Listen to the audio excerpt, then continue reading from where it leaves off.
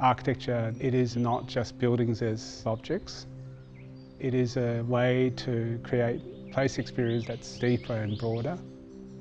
How it links to the physical site and the context it's in.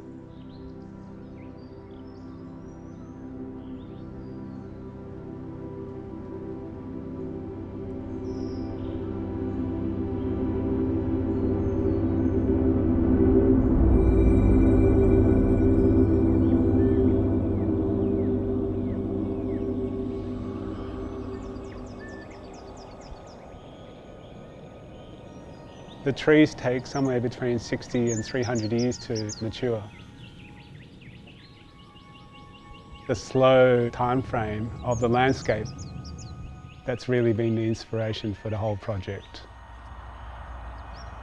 When you're in this setting and when you're dealing with a forestry project, you really start to see time in a much more expanded context.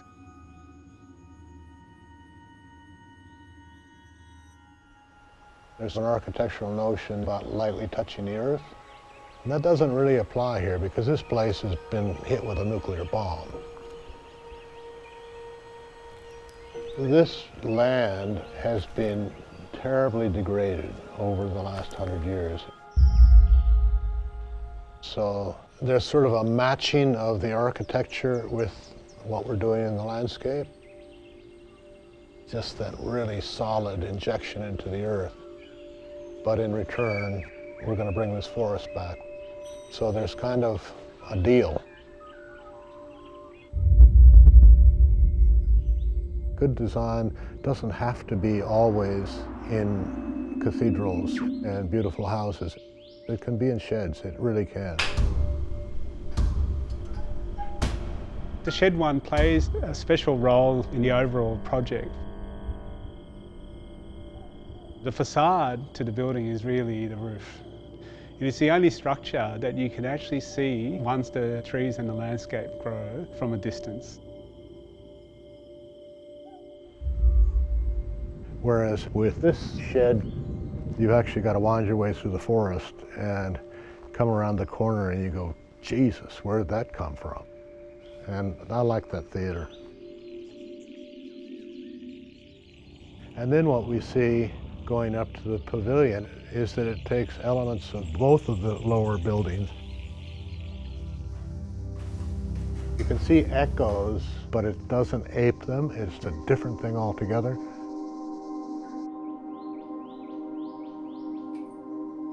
We talked a lot about sculpture in the forest.